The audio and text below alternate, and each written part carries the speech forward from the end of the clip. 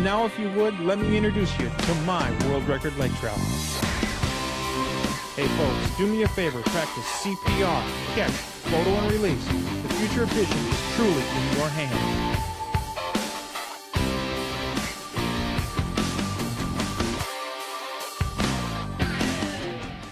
Hi everyone, and welcome to the night show. We had a little problem here at the studio. We got hit with a direct lightning strike, so we're going to be working with potentially some problems, but if we do, we'll take care of them. Hey, when you go fishing in Canada, Minnesota, Michigan, Illinois, Iowa, it doesn't matter where you go, most of us focus on a single species. That happens to be what we're trying to do. And I'll tell you, if you're going to Canada, if you're going to Lake of the Woods, for instance, you're going to be focused. We're going to be focusing on muskies when we go up there. But what happens when you get that bright sunny sky? What happens when absolutely nothing's going right? Well, I can tell you one thing for sure.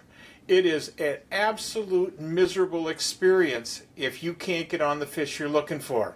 So, what do? You carry extra tackle? You carry extra equipment? Maybe you carry an open mind. We do all of that. While we were at Witch Bay, we had an opportunity to go out and do something that we normally don't do. We went out and got a chance to fish walleyes. Yes, walleyes. And when I'm telling you there's walleyes off the shores of Witch Bay, I'm talking about some serious fish. So if you want to get on some big fish, and it's an easy fishery, we're going to talk tonight about how to do that, and we're going to show you what we did to make it happen. We were doing something that most anglers out there today call bottom bouncing. And the bottom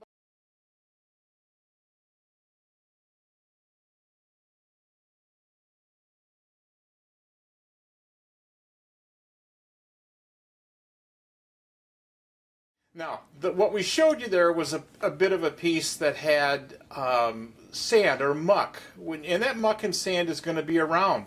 It's going to be around all the elements that you're fishing. It's going to be on the edges, the perimeters, if you will, and sometimes you're going to even find it up on top.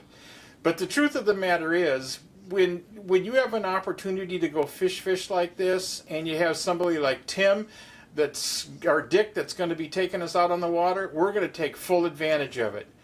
This is one of the things that we did.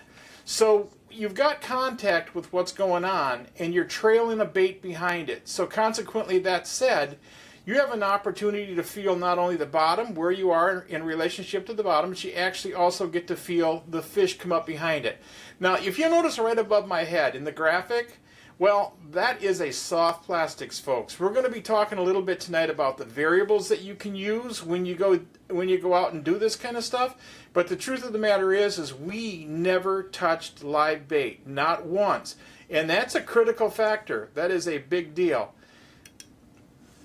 The bottom bouncer we were using was a straight arm going down, basically a 90 at the top of it, and you connected your line to that, and then your spinner came off of the back side of it.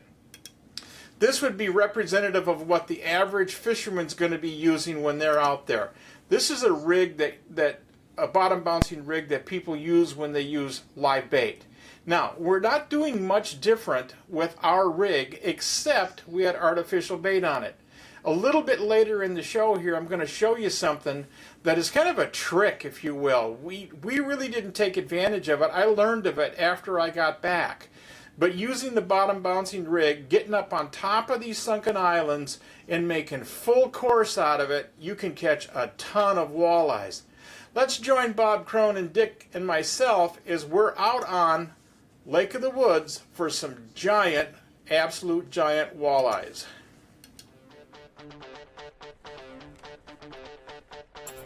Oh, look at that. Oh, big fish. Big fish. This side over here? That is a 50 fish. Folks, you're seeing it right now. My 100th just came in the net at Witch Bay Camp. Holy smokes, Rocky. He ate that thing. Hi everyone, Bob Mehsikomer here for Grant Rods. You know, musky fishing's a tough deal. and the job's not done till she's in the bag. Well, how do you do that? It's pretty simple. You need big dog rods from Grant Rods. For your next rod, call them at 847-577-0848. Building custom rods since 1983.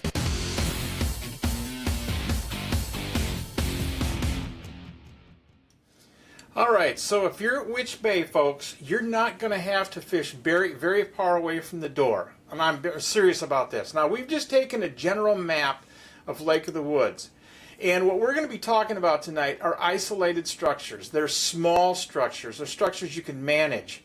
You're not looking for the reefs and things that we fish when we're musky fishing or smallmouth fishing. You're looking for something totally different. You're looking for things that break off into 35, 40, 50 foot of water, come up on top to say maybe 10, 12 foot where they start to come up, and might have a peak of about 6, 8 foot on top of it. Some of them might only peak at 20 feet. So knowing where the fish are in the column and how they're using these structures is key. But let's identify just a couple of them. Let's take a look at this structure right here. I'm going to circle it for you. Take a look at this element right here. Now this element gives us a 4-foot piece of structure right on top of it. Now, when I say 4 feet, that's actually incorrect. These are in meters. This map is in meters, so that's 12 feet deep. And you can see all the way around this thing you've got deep water. So you know that's going to transition up on top of that hump. And that's going to be the type of place that you're going to find the fish we're looking for. If you move down here, let's go down to the bottom of the map and I'll see if I can get it for you. Let's see. Yes, we're going to get it just on here. I will move the map up for you. But look at this. This is what I'm talking about right here. This is a 14-foot, 15-foot top, 27 foot out on the outside edge. And that gives you plenty of opportunity. Gives you plenty of opportunity to fish the type of structure we're looking at right here. You can see this depth. You can see how it steps up here. Gives you a nice food shelf. That's what you're looking for when you're looking for these areas. There are literally thousands and thousands of these areas right off the shores of Witch Bay. If we slide over here, we can find another one real quick. This is another one right here. Now this one's coming up a little higher. And I'll tell you why this one has some magic. It's also got this element that the fish can use, and it's also got this element that they can use. So you probably have saddles in between here as well. So if you're working through these things and you've got bottom control going on, you're bouncing your way through this, that's the kind of structures we were fishing. Absolutely perfect. Isolated out in the middle of the lake, you're not looking for stuff that's relative to any kind of shoreline structure. You're looking for stuff that is totally out in deep water. These fish are in summer period. They're utilizing water 45 foot deep. No ifs, ands, or buts about it. Not that you don't want to catch them in 45 foot. It's not good on the fish. Try to stay above 30 feet if you can to catch these fish, especially if you're catching and releasing. But you can see this element I just circled here for you. Perfect. Absolutely perfect. No ifs, ands, or buts about it. That's the kind of stuff we're looking for if you really want to get out and have some fun on these fish. Wow! That thing like to jerk it out of my hand. Yeah, they can hit that thing going the other way. Holy moly. Typically the cloudy days can be better than the bright days like yesterday? Not necessarily. Not necessarily. No. I think the bright days bring the crayfish up on top of the rocks. Oh, I That's see. what they're up here chasing is those crayfish. I see.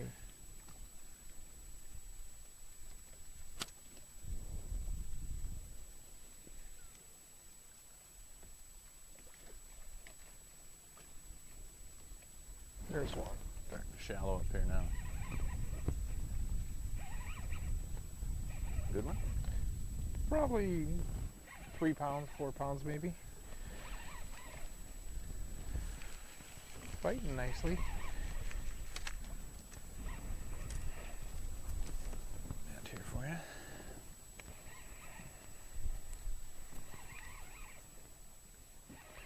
Wanting to stay under the boat.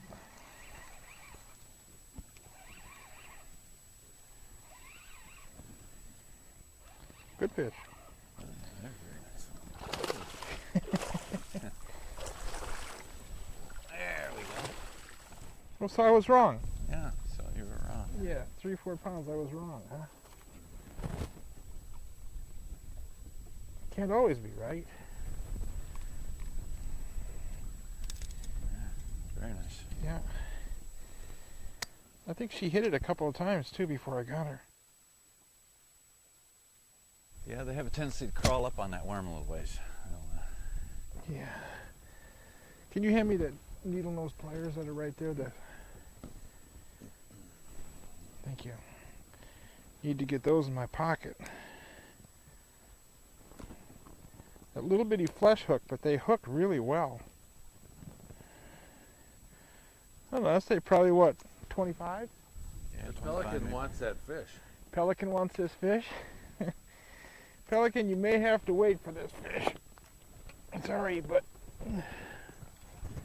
you may have to wait for this fish. They are pretty, aren't they? Mm-hmm. Let's get slimed with walleyes. Nice. Changing? Oh, I just need to rebait. Oh, I had one there too, and he took the back half of the worm off. tell you, while you're digging those out, you might want to put out a couple on the floor there. I'm gonna stick with that big orange Yeah. head like that.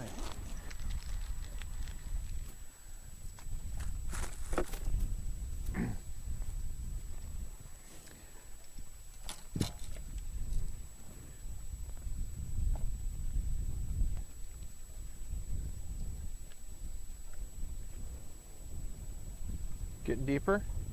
Oh, about 21. 21 feet. 21. He fell off the edge here. We'll be turning around. Not till I get this fish.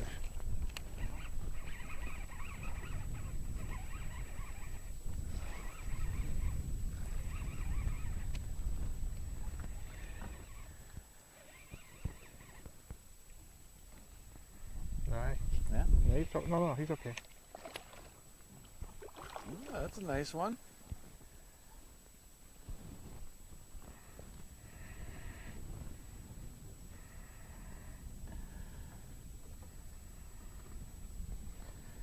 I don't know what it is about those fish, but they'll sit in the palm of your hands. Even a big one. I've had 12 and 13 pounders do this. Give you about 30 seconds before they got to go anyplace.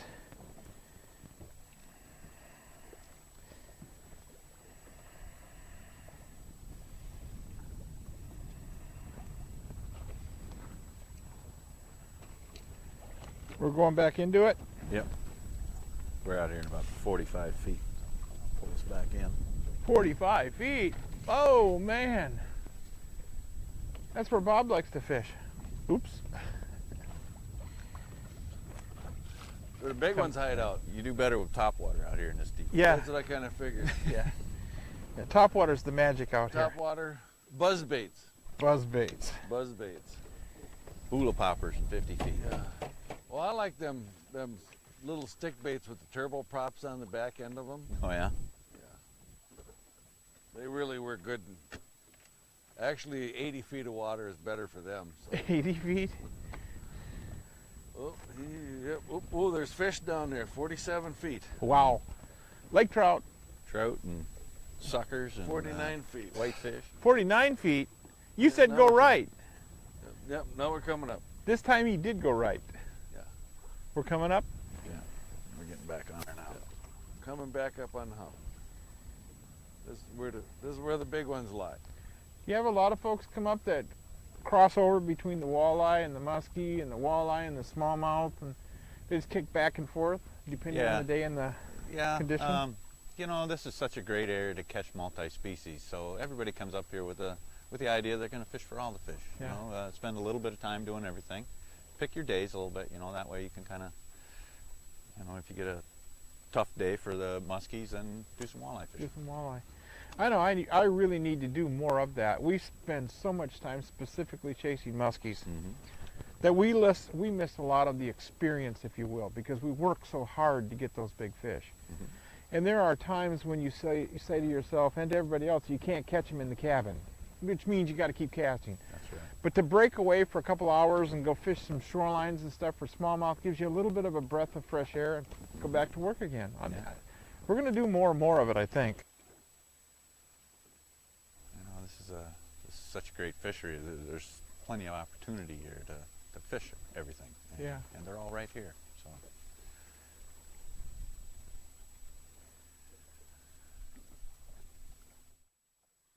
You know, there's big smallmouth in here. Somebody said there was big walleyes in here. 28, 29 inches. 29, was that about 25 that? About that. About 25, yeah, that's... We had one yesterday. It was about 24, wasn't it? Yeah, So, 24, 25 in that bright sun. Yeah. And what people don't realize too is, well, maybe they do or they don't, it doesn't really matter, but we're only spending 2 or 3 hours on the walleyes. We're spending, what, in a week, we probably spend an honest 80 hours for the muskies.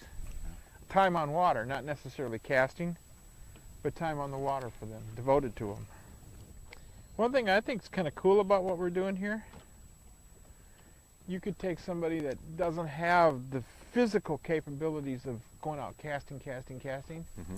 put a rod and reel in their hand and let them bounce these things and catch big fish. Yeah. I mean, that brings in a lot of elderly people and young people, Yes. both. I mean, both ends of the spectrum. It's a simple way to fish. A little bit of practice to start with, and off and running. Doesn't take too much to learn. You guys have the locations pinpointed. Yeah. Yeah, that's our job, is to find the spots, get you to them, Yeah. get you back. And Now, would you run trail boats with you, or would you just take people in your boat? I usually run trail boats.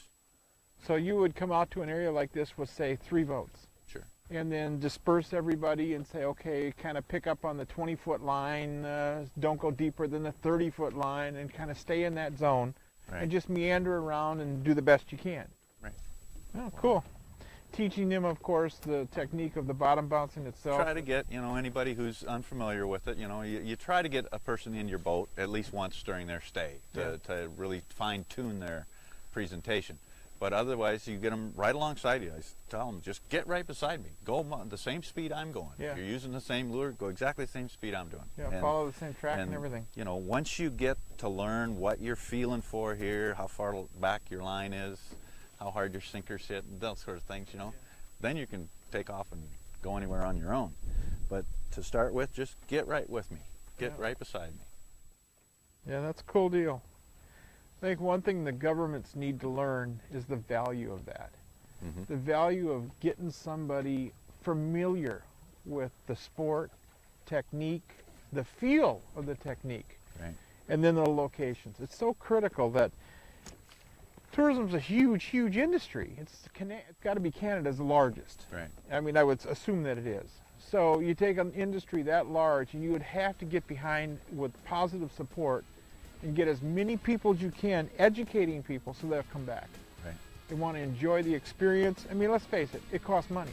Right. So at the end of the day, when you cash in all your chips, the value is in your experience itself, nothing else. Doesn't matter if you caught the biggest fish of your life, the smallest fish of your life, it's the experience. And if people come up here and learn from that experience and in fact catch their biggest fish, they're coming back. That's right.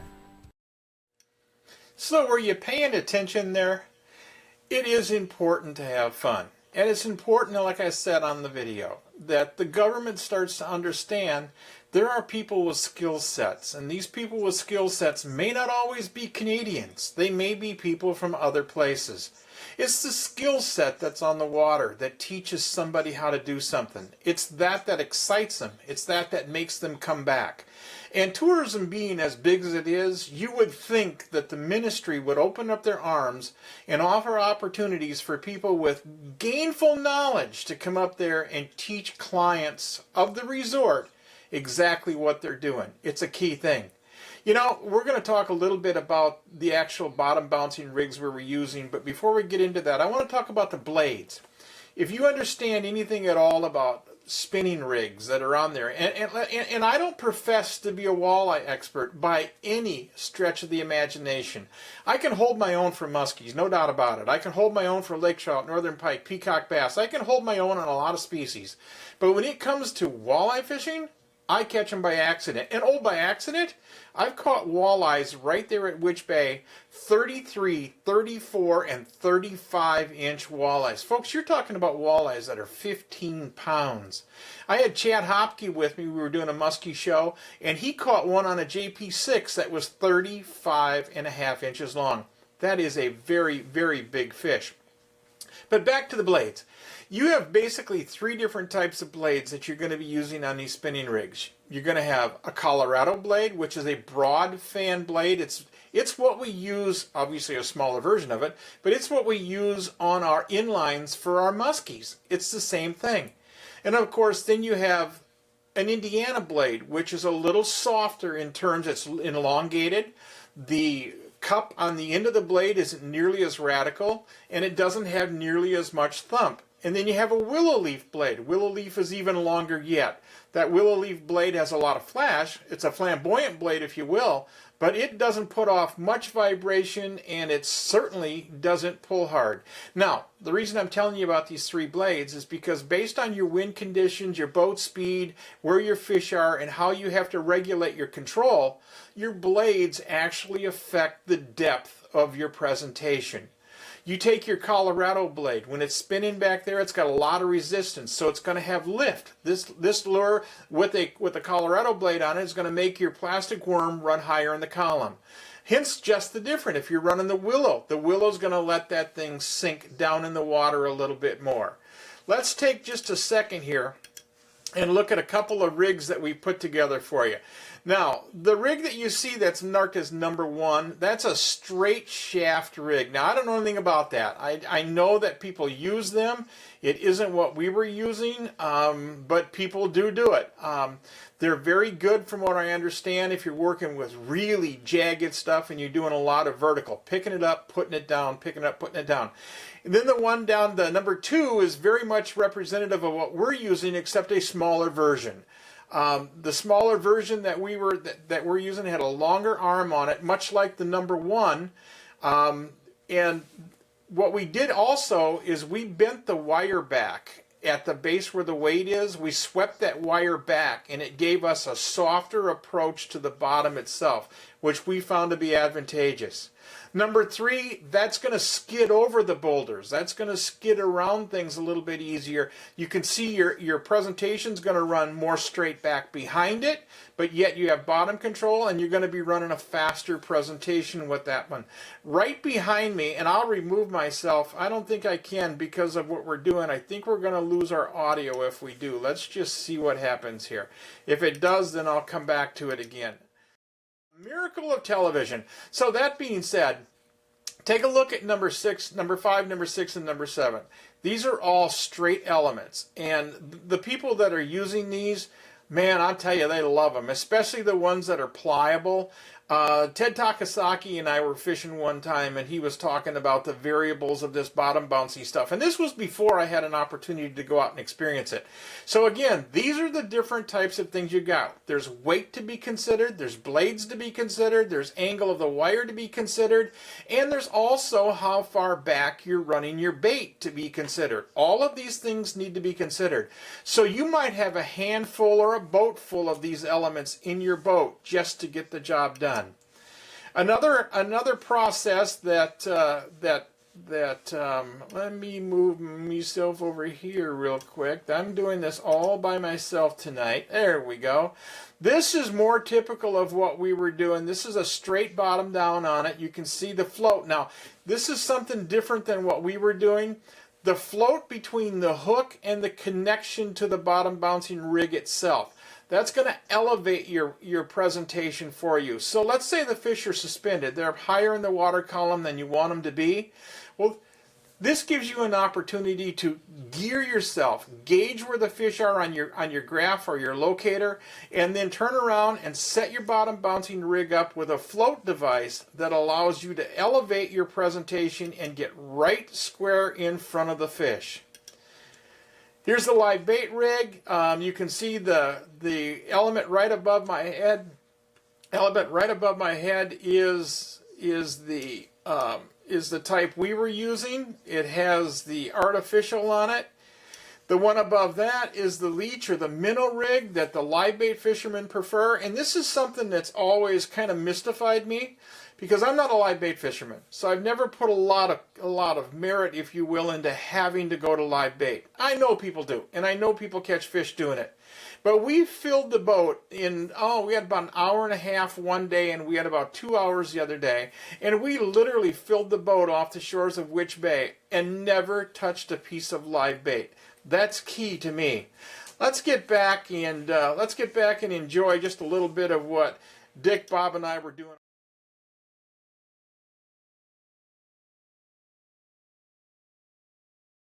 This is the rig. See the spinner going through the water? You can see how the blade is spinning. That's a Colorado blade that you're seeing there. In a second, I'm going to take you below the water, and you can actually see it coming forth. It's a very, very short presentation. Watch it here. And that's what we're talking about. A lot of vibration and a lot of lift, and quite frankly, a very good way to catch fish. The summer sun never sets upon the Alaskan pike of the Unoko, in the heart of breathtaking Alaska. Evenings will be shared reliving the battles of monster pike. The Midnight Sun Trophy Pike Hunt is on, aboard the 67-foot luxury houseboat, and you're in command. If you're not, you should be. Contact the Midnight Sun Trophy Pike Adventures by calling 800-440-7453 or email them at mstpa50@gmail.com. There, on your left, you can almost see it. One of the most magnificent sights on the planet, Lake Athabasca, nestled just below the 60th parallel. Lake Athabasca hasn't changed in nearly 1,000 years, with its pristine shorelines, pure crystal clear water you can actually drink, and countless fish. Boy, has she got fish that is for everyone willing to travel to Otherside River Lodge. From the magnificent world-class northern pike that prowl these waters to the oldest and biggest lakers on the globe, Athabasca has it all. Otherside River Lodge caters to the true sportsman seeking an all-American plan guided package with 3 incredible meals a day and memories you won't find anywhere else. Records have been broken by guests at Otherside River Lodge in the past. You could be next. Book your dream trip of a lifetime to Otherside River Lodge, where fishing dreams do come true. Call Cliff or Stella toll-free at 1-877-922-0957. You watched us move ourselves around when we were on the reef, going from side to side, up and down, over the top, down to 45, 47 foot of water, back up to 20, 25 foot. We have to move around these things. The calmer the water that gets, the more spread out the fish are going to be. If you had real windy conditions, these fish might lock up on the windy side where the wind is blowing in, if it's shallow enough for that wave action to actually affect the lake, and they'll stack up on that side. But when that wind calms down, when everything starts to become quiet, these fish get up and meander all over the tops of these structures. And one of the things that Dick pointed out, which I think is pretty important, is the crayfish. These walleye are up there on the crayfish. You notice that big bright burning orb above us? Well, that's the sun. That's the kind of thing when we're musky fishing that I don't tolerate. I just don't do well under it. And I prefer to choose the times that I fish my muskies, and these kind of days where it's flat, it's calm, it's sunny, all of this seems to be very productive for the walleye. And Dick and I and Bob had one of those situations where we had a lot of fun with them. Now, what I want to show you is a graphic that basically talks about the 2 different ways that you can do things in terms of lure presentation. Now, we didn't do this on the water. We didn't talk about it. We didn't touch on it. But if you're running a situation where the fish are all over the column, let's say they're not down at the bottom. Let's say that you got fish suspended. You have some down at the bottom and some suspended up higher. If you take a little bit of time, you can run multiple rigs off behind your boat. You can run a slow throbbing crankbait back there, and you can also be bottom bouncing at the same time. I caution you in this though. Make sure that your trolling rig is of longer length. Your bottom bouncing stays close to the transom. You don't want to be tangling up your lines. It's not what you're there for. And we did, like I said, we didn't get a chance to do this, but I guarantee you it's something that does get done.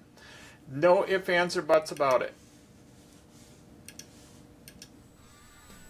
Making a turn, huh? Yeah, we're going to try to get on back out there again. How deep are we? About 29, almost 30 now. Yeah. This point extends out with the big long rock bar, but it comes up to an 18-foot hump out on the end. And they're kind of hanging out around that. So it's a big, basically flat, surrounded by deep water with a hump on the end of it. Right. And there's tons of crayfish on these humps, isn't there? Yes. Yeah. Literally tons. For the average person that does not have the depth finders and stuff like we have on the boats, would you recommend that they come out with a buoy marker? Yes, yes, that's very helpful. Get on top of these, these reefs and mark your position, and then just widen your circle from your mark, your original position.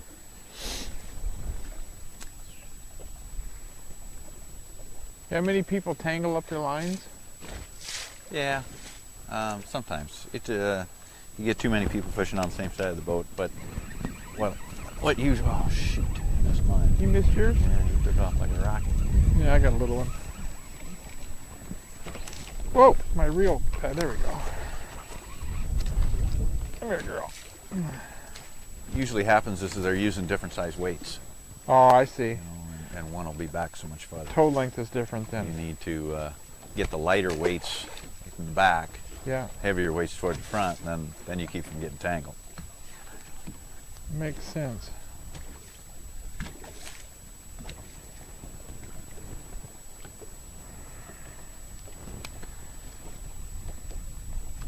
And it doesn't really matter if the worm spins or No, it doesn't seem to. doesn't seem to.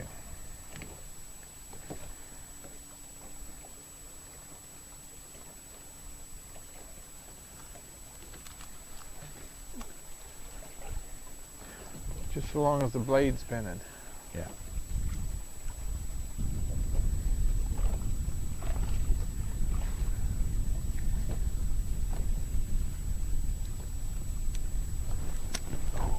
Yes, sir? Yeah,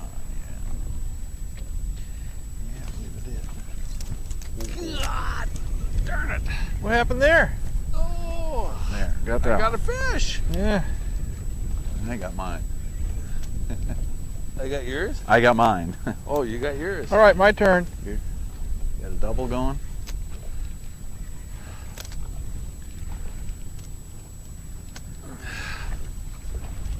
Oh, mine got off. Mine will be off in a second. I didn't get invited to the party. Yeah. There's definitely schools of fish because you go, and then you go bang, bang, bang, bang. Yeah. So they're definitely milling around down there as a group.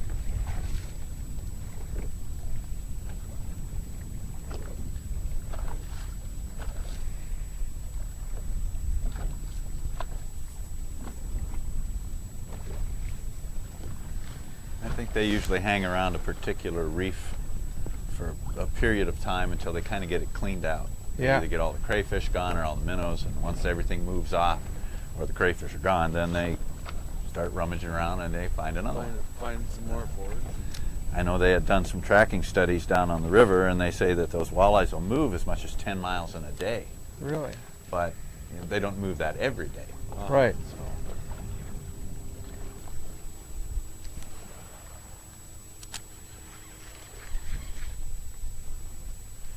Get her? Got one. Yeah, Good one. a little bit bigger one like that yet, but it's a nice one. Maybe that? Yeah, it might.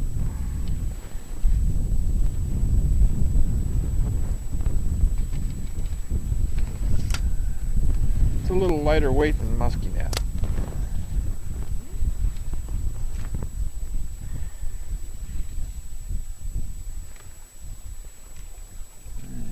big, yes.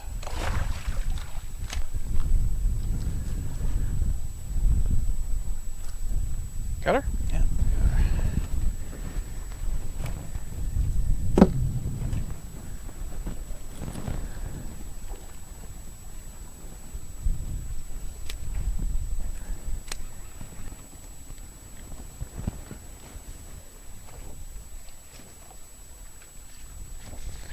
What would you suggest people bring as far as equipment?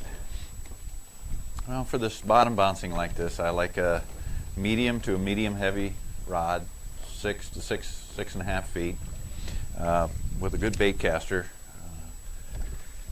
Spool that up with, I like the braided lines, 12 pound, or you can use mono also. And then for jigging, I like a good spinning rod, medium power spinning rod, and I've been using 8 to 10 pound fire line on that, the braided. Yeah. It seems to work really well. Looks like a good one. One hit you good? Yeah, curled right up on her. Not too bad. Need the net for that one? Maybe. I don't think he's huge, but it's a nice one. I've got a net. It's a nice one.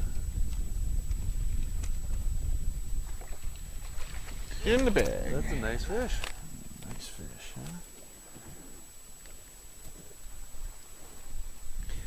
Get up in about that 20-inch range. Yeah.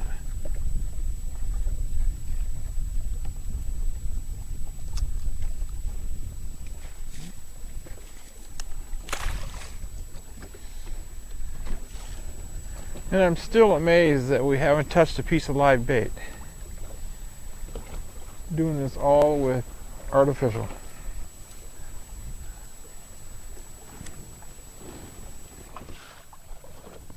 There's one.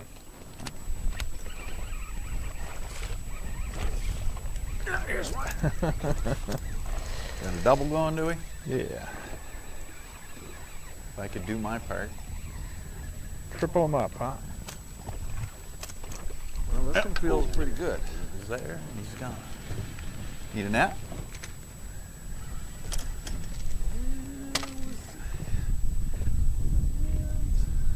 Nice, nice. Very nice. Nice fish. Thank you very much. About 20, 21. Yeah. Nothing wrong with this action.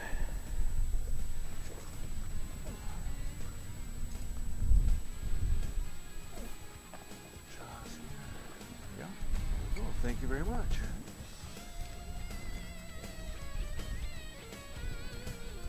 Oh, you turned the trolling motor pedal off, huh?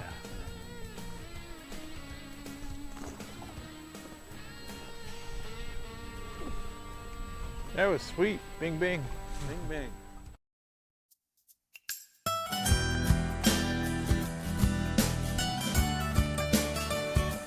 Bring her back. Oh, hold tight, hold tight. Hi everyone, Bob Mehsikomer here. You know, I've got a place, a very, very special place in my heart. It's Osborne Bay. Food's been excellent. Randy did a great job, the guiding service. Randy started taking us out when I was 10, and we've been catching big muskies ever The since. accommodations here are fantastic. Check out Century Lodge on Osborne Bay. Come on, bring her back.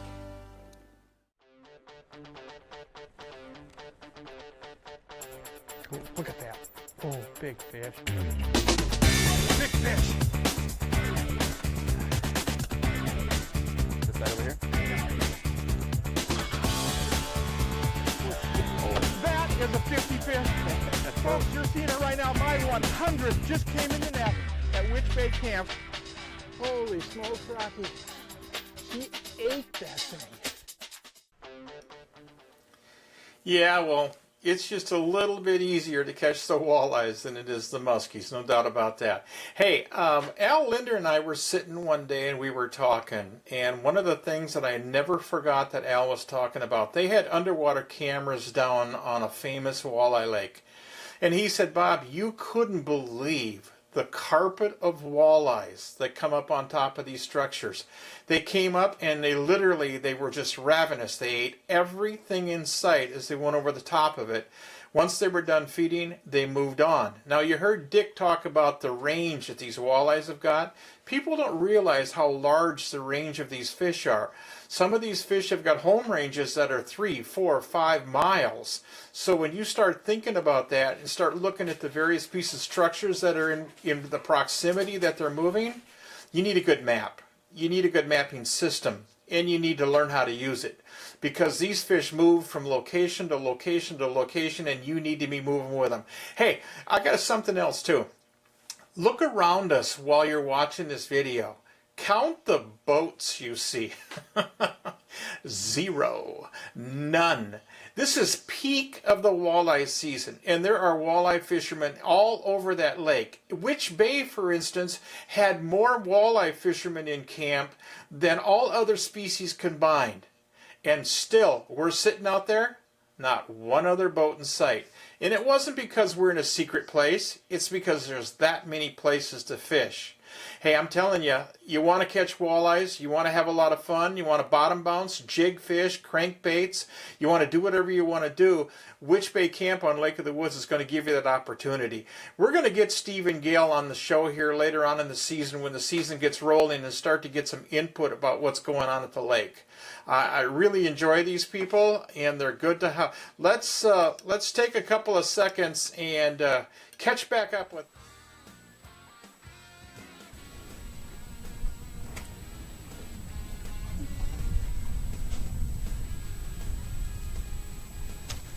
I saw that one. That too? Yeah.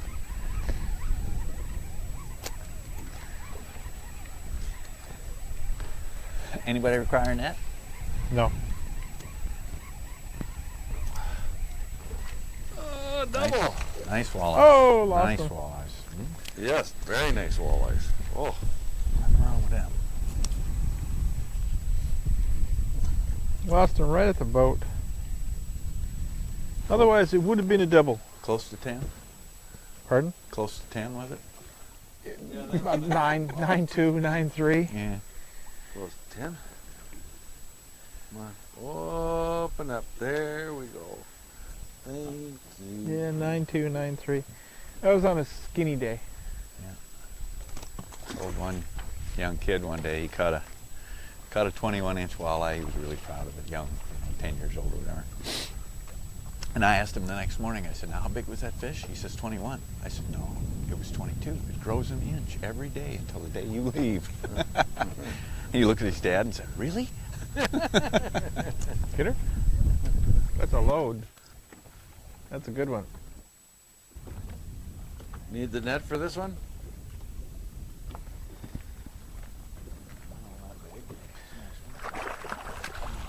I've seen worse. Yes, that's a very nice walleye. Here? I've seen worse, you bet. It's so clean.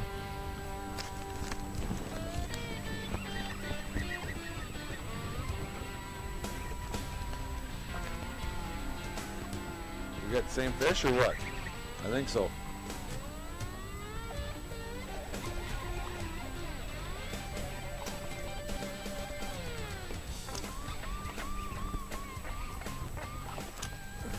Likes to pull.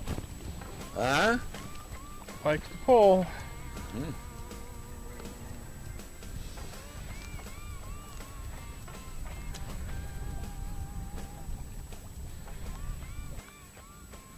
They are pretty fish. Look at them golds. Oh, I know. Gorgeous. They are really beautiful fish. So, you honestly think you want to catch walleyes, huh?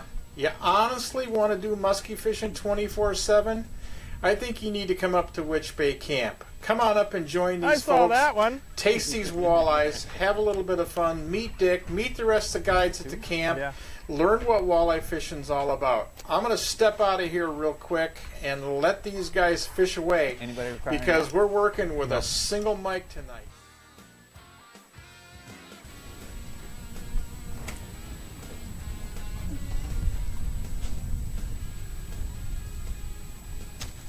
I saw that one. Got two? Yeah.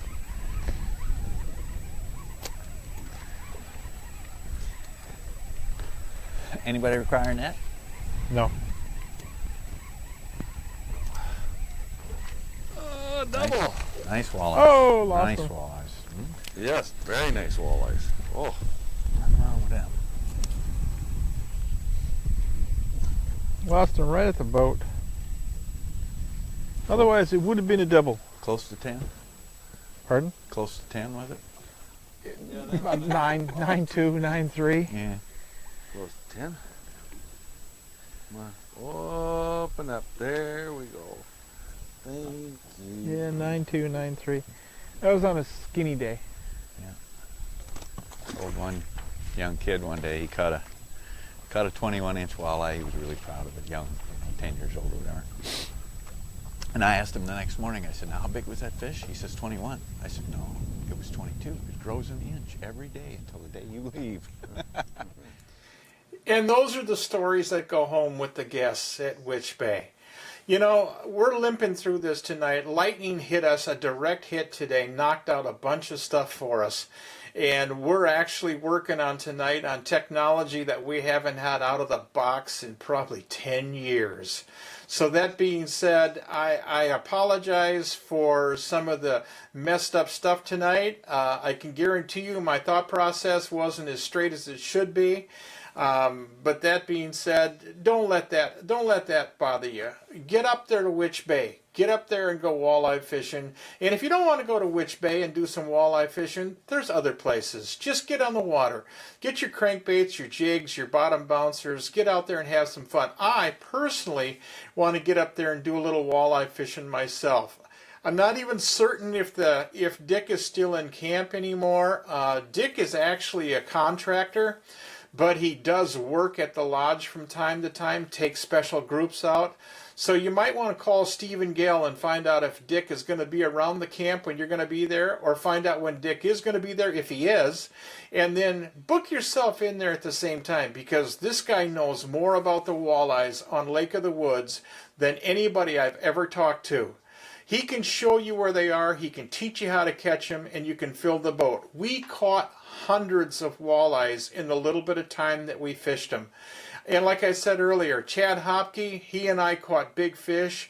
Matt Thompson, he and I caught big fish, 32, 33, 34-inch walleyes on musky tackles, on big musky tubes.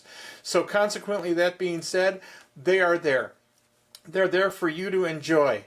That being said, God bless everybody. Hey, listen, thanks for watching tonight, and thanks for letting us come into your living room. Let us come in and impart some of our knowledge and our video and some of the skill sets that we've developed over the years, and maybe help you get to the next fish. Make you get your next fish in the net, if you will. Down the road, I want to get Jim Grant on the show, because Jim Grant makes the rods that you go fish walleyes with, you go fish smallmouth with, muskies with, and I would have loved to have Jim on the show tonight so we could talk about the variable walleye rods that are available. He's got an entire line of rods that you folks need to be aware of.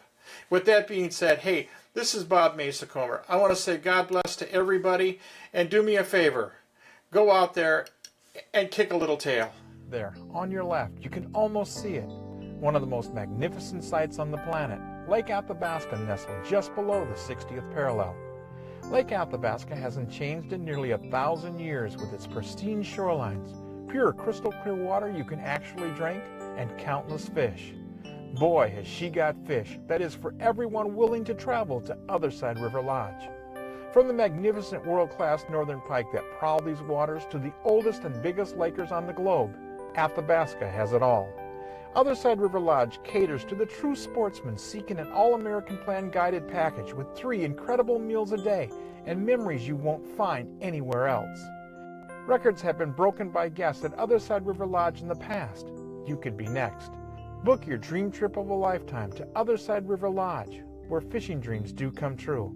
Call Cliff or Stella toll-free at 1-877-922-0957.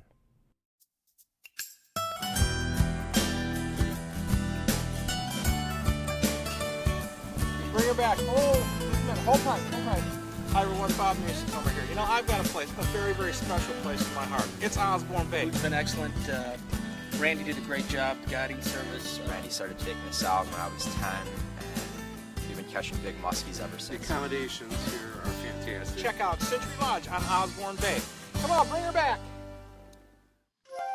The summer sun never sets upon the Alaskan pike of the Unoko, in the heart of breathtaking Alaska. Evenings will be shared reliving the battles of monster pike. The Midnight Sun Trophy Pike Hunt is on, aboard the 67-foot luxury houseboat, and you're in command. If you're not, you should be. Contact the Midnight Sun Trophy Pike Adventures by calling 800-440-7453 or email them at mstpa50@gmail.com. Hi everyone, Bob Mehsikomer here for Grant Rods. You know, musky fishing's a tough deal, and the job's not done till she's in the bag. Well, how do you do that? It's pretty simple. You need big dog rods from Grant Rods. For your next rod, call them at 847-577-0848. Building custom rods since 1983.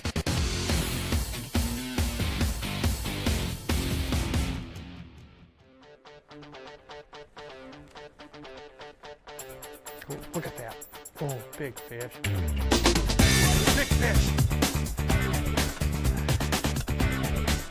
This side over here? That is a 50 fish. Folks, you're seeing it right now. My 100th just came in the net at Witch Bay Camp. Holy smokes, Rocky. She ate that thing. Well, that's it for the night, folks. This is Bob Mehsikomer for Fishing Sticks. I want to say thanks again for you letting us to come into your living room and enjoy this show that we put together tonight for you. I have absolutely nothing but total admiration for Steve Gale and all the people up at Witch Bay. Get on up there, go on up and enjoy what they have to offer. I think you'll have a really good time. There's no ifs, ands, or buts about it in my mind. We'll see you folks next week.